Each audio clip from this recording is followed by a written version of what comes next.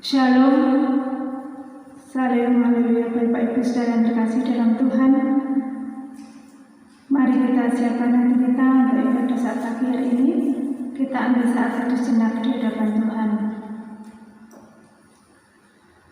Bahwa pertolongan pada pagi hari ini datangnya dari Tuhan, pencipta langit dan bumi yang tidak akan pernah meninggalkan ciptaan tangannya.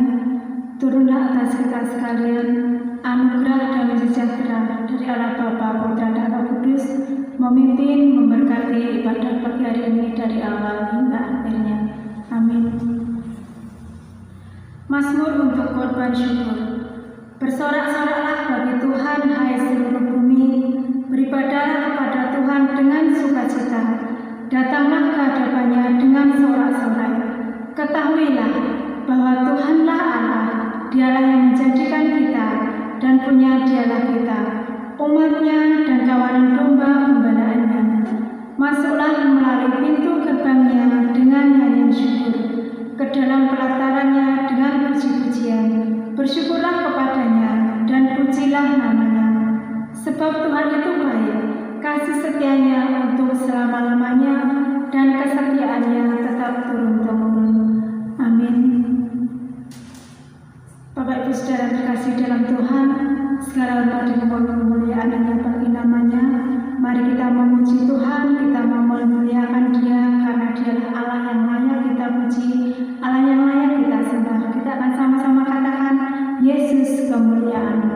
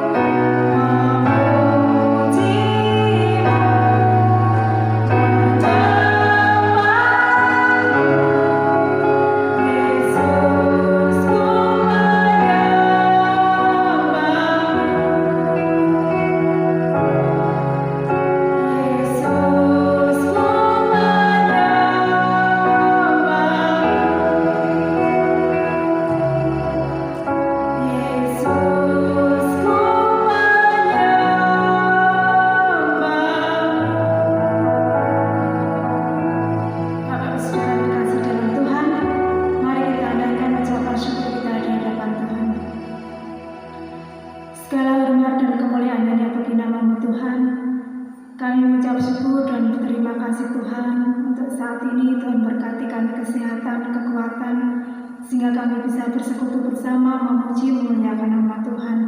Terima kasih Tuhan untuk berkat-berkat yang sudah Tuhan berikan kepada setiap kami, berkat kesehatan, makanan, minuman, tempat tinggal, apapun Tuhan yang sudah Tuhan berikan kepada kami. Kami mengucap syukur dan berterima kasih Tuhan. Dan sebentar kami akan diberkati dengan kebenaran firman Tuhan. Kiranya Tuhan berkati setiap kami, sehingga melalui firman yang boleh kami dengar bersama, boleh memberkati kami, boleh menguatkan kami di dalam kami mengiring Tuhan. Terima kasih Tuhan. Inilah ucapan syukur kami yang kami naikkan di dalam nama Tuhan Yesus. Haleluya. Amin.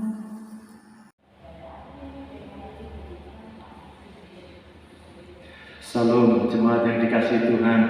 Kita bertemu dalam kasih kemurahan Tuhan. Pastilah Bapak Ibu dalam perlindungan Tuhan seminggu yang telah kami lewati atau kita lewati bersama. Suka duka diizinkan Tuhan terjadi, semuanya itu baik bagi kita semua. Mari Bapak Ibu kita membuka hati, membuka pikiran terhadap apa yang Tuhan mau buat kita sekalian. Dan saya mengajak Bapak Ibu untuk merenungkan sebagaimana tema yang kita pelajari hari ini yaitu tentang eklesiologi. Itu eklesiologi adalah ilmu pertumbuhan gereja. Yang dimaksudkan gereja dari kata eklesiologi ialah bahwa gereja adalah pribadi orang percaya. Dan kita akan belajar bersama bagaimana situasi perjalanan jemaat purba yang dicatat di dalam Alkitab mengenai segala pertumbuhannya. Karena itu mari kita dasarkan dengan membaca firman Tuhan dari Kisah Para Rasul pasal yang keempat ayat 1 kita membaca sampai dengan ayat yang keempat. Demikian firman Tuhan. Ketika Petrus dan Yohanes sedang berbicara kepada orang banyak, mereka tiba-tiba didatangi imam-imam dan kepala pengawal bait Allah serta orang-orang Saduki. Orang-orang itu sangat marah karena mereka mengajar orang banyak dan memberitakan bahwa dalam Yesus ada kebangkitan dari antara orang mati. Mereka ditangkap dan diserahkan ke dalam tahanan sampai keesokan harinya karena hari telah malam. Tetapi di antara orang yang mendengar ajaran itu banyak yang menjadi percaya sehingga jumlah mereka menjadi kira-kira 5.000 orang laki-laki. Amin. Bapak Ibu, Alkitab memberitakan tentang keyakinan jemaat purba yang mesti harus kita terima. Kita sebagai eklesia orang percaya. Keyakinan yang pertama yang dituliskan di dalam bagian ini ialah bahwa Tuhan Yesus sumber kehidupan. Jadi orang jemaat purba itu sungguh meyakini bahwa Yesus Kristus itu sumber kehidupannya. Alkitab memberitahu di sana, kala itu Petrus berada di bait Allah. Dan pada waktu itu ada orang sakit, lumpuh, dijamah Tuhan melalui pelayanan Petrus dan ia sembuh. Setelah sembuh maka Petrus keluar dari bait Allah. Di sana dikerumuni orang banyak karena terheran dengan apa yang terjadi dengan orang yang lumpuh dan ia bisa berjalan. Kemudian di kesempatan itu Petrus mulai mengajar mereka atau memberitakan tentang bagaimana ia bisa sembuh. Maka di dalam bagian ini Petrus mengajarkan di antaranya adalah mengajarkan kebangkitan Yesus Kristus dari antara orang mati. Itu diajarkan kepada mereka bahwa Yesus itu dijatuhi hukuman salib dan kemudian dia mati dan kemudian dikuburkan, dan setelah dikuburkan sesuai dengan apa yang ia katakan sebelumnya, bahwa pada 3 hari aku akan bangkit. Ini kenyataan, 3 hari berikutnya bangkit dari kematian. Dan kemudian dia menampakkan diri kepada para muridnya selama 40 hari 40 malam. Dan setelah itu dia bergerak ke surga. Untuk apa? Siapkan tempat bagi Bapak Ibu. Nanti satu kali semua tempat sudah ada, kemudian dia akan datang lagi menjemput, supaya di mana aku berada, engkau berada di sana pula. Itulah yang diajarkan. Berbahagia kita yang sudah percaya kepada Tuhan. Jangan bertanya kalau kamu ke surga mau lewat mana, mau naik apa. Jangan bertanya demikian. Kau pasti sampai di surga karena kau dijemput oleh Yesus Kristus. Itulah kebahagiaan orang-orang percaya. Nah, saudaraku yang dikasihi oleh Tuhan, dan di sana sekali lagi adanya kebangkitan Yesus dari antara orang mati. Nah, saudaraku, dan juga mengajarkan, Petrus dan Yohanes mengajarkan, bukan hanya mengajarkan Yesus yang bangkit dari kematian, tapi mereka mengajarkan di dalam Yesus ada kebangkitan. Itu artinya di dalam Yesus, artinya orang-orang percaya nantinya akan pula dibangkitkan. Patrunnya Yesus, dia mati, kita pun nanti mati. Dia dikuburkan, kita pun dikuburkan. Tapi Yesus Kristus bangkit, yang seperti ceritakan yang lalu. Tapi kita sementara ada di dalam kubur, nantinya Kristus datang yang kedua kali, itu akan dibangkitkan.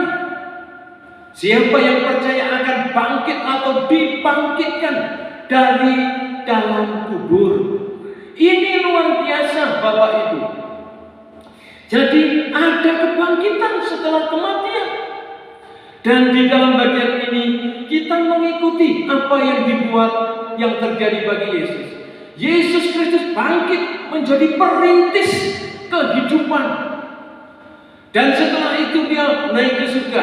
Itulah jalan sudah dibuat, sudah dirintis, yaitu menuju ke surga.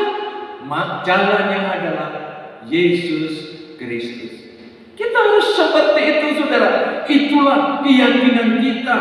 Itulah Yesus yang disebut jalan kehidupan.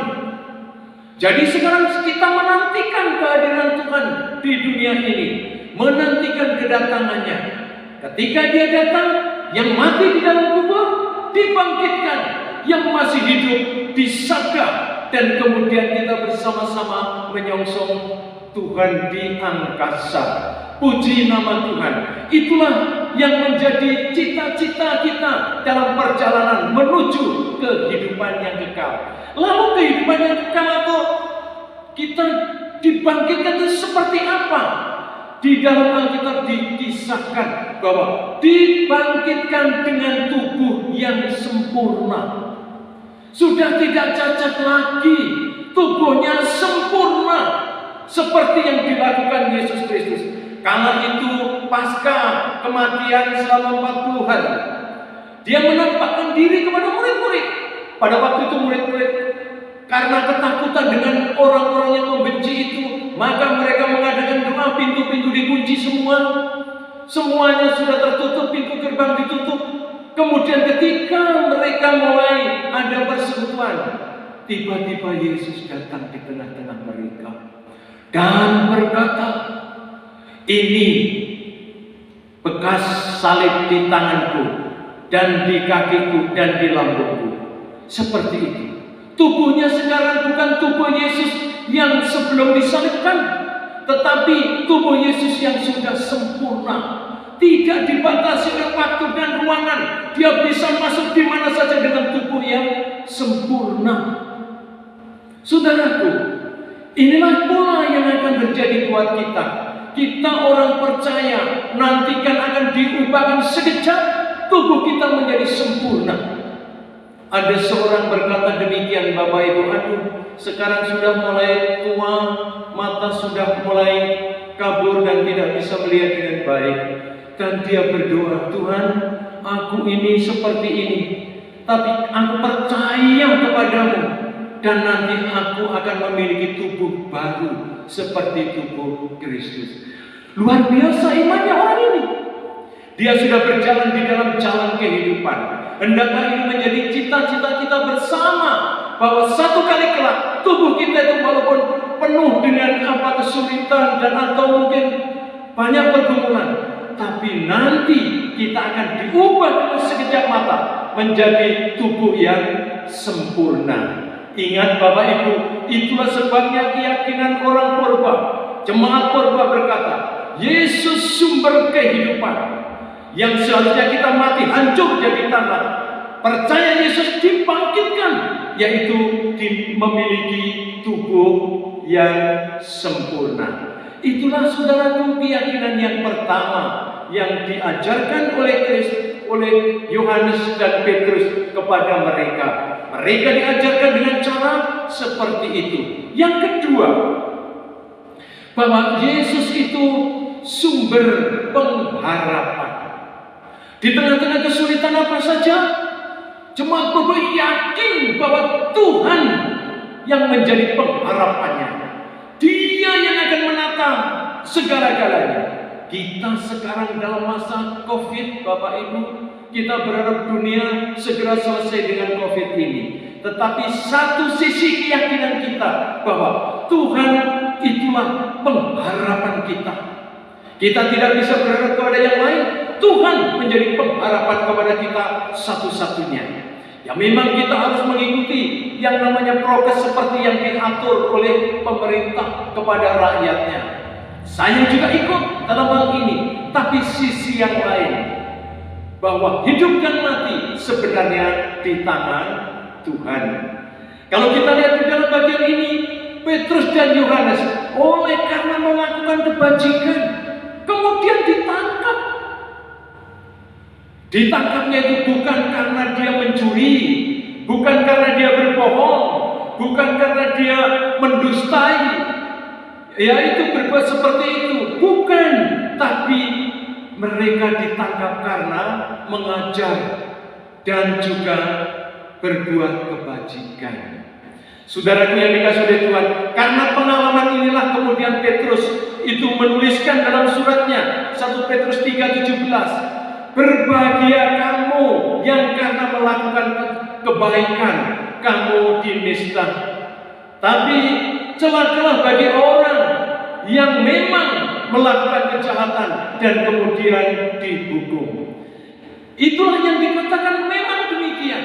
Petrus melakukan kebaikan kebajikan. Justru di sana ia ditangkap dan dipenjarakan pada malam hari itu. Nah, saudara yang dikasihi oleh Tuhan, inilah hambatan pertama di mana orang percaya sudah mulai berkembang bertumbuh seperti itu, dan ada hambatan. Walaupun ada hambatan, apakah Petrus dan Yohanes putus asa? Tidaklah demikian. Dia masih juga percaya bahwa ada harapan di dalam Tuhan. Dia tidak akan tinggal di sana. Lihat di dalam Alkitab. Kemudian itu diberi penjelasan di sana, ada sesuatu yang menarik. Orang-orang kemudian yang berkumpul mendampingi Petrus dan Yohanes itu dibubarkan oleh penjaga bait Allah supaya pulang.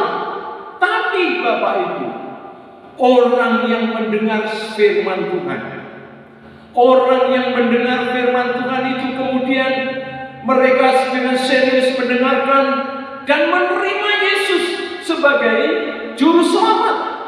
Luar biasa, saudaraku. Jadi tidak semuanya penderitaan atau kesulitan itu adalah sudah fatal. Tapi diizinkan terjadi supaya orang-orang bisa melihat kemuliaan Tuhan di dalam hidupnya, bisa melihat kemuliaan Tuhan dalam penderitaannya, bisa melihat kemuliaan Tuhan saat dia ada dalam persoalan. Karena tangan Tuhan tidak pernah meninggalkan, rencana Tuhan selalu baik, berkat Tuhan tepat pada waktunya Ia berikan.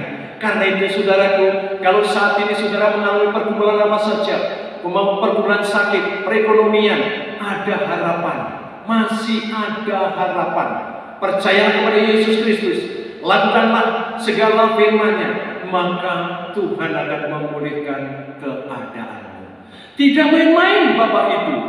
Di dalam Alkitab diceritakan orang-orang yang menerima perkataan itu tidak sedikit. Dikatakan Alkitab, yaitu di sana diceritakan 5.000 orang jumlah mereka. Jadi orang 5.000 kemudian percaya Tuhan. Saudaraku yang dikasihi oleh Tuhan, ini jumlah yang fantastis dan luar biasa. Dalam hal ini bisalah kita katakan bahwa dalam segala perkara Tuhan punya rencana yang indah buat kita sekalian, buat anak-anaknya.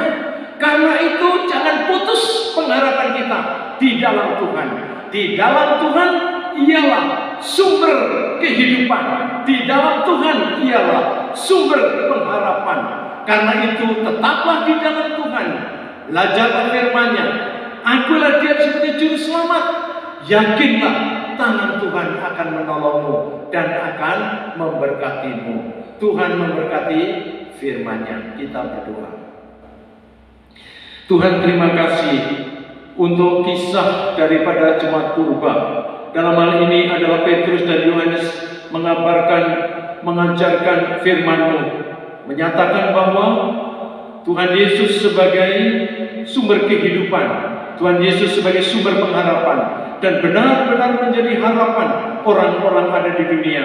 Dan mereka yang berharap dan percaya yakin tentang hal ini, mereka dipulihkan apabila dalam keadaan susah, mereka disembuhkan apabila mereka sakit, mereka diberi kekuatan apabila menghadapi problema.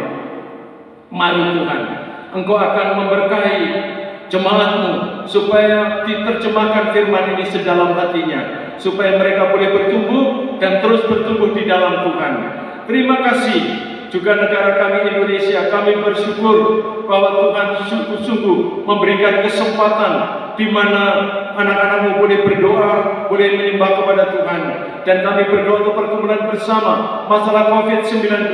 Mohon anugerah memberkati jemaat, memberkati negara kami ini, supaya terlewatkan dari virus ini, sehingga masyarakat boleh berjalan dengan baik. Kami berdoa untuk nakes, untuk pemerintah, TNI, Polri, Satpol, dan semua yang terkait. Semuanya kami serahkan di dalam anugerah-Mu. Tuhan memberkati mereka melaksanakan tugas dengan tulus ikhlas, diberkati kekuatan, dibungkus dengan kuasa-Mu, sehingga negara kami aman, damai, dan sungguh-sungguh boleh seperti sedia kala. Terima kasih Tuhan, doa kami serahkan di dalam kuasa-Mu. Dalam nama Tuhan Yesus yang hidup, sumber kehidupan dan sumber pengharapan kami berdoa dan mengucap terima kasih. Amin.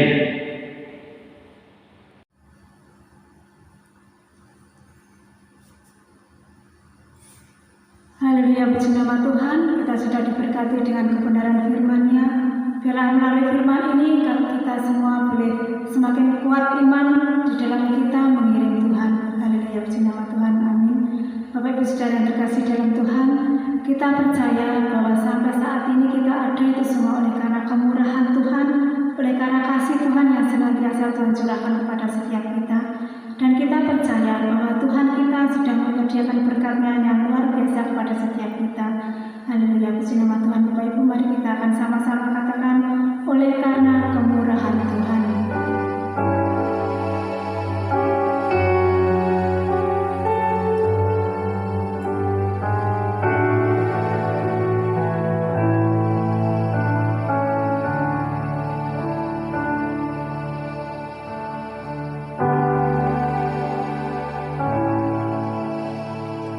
Oleh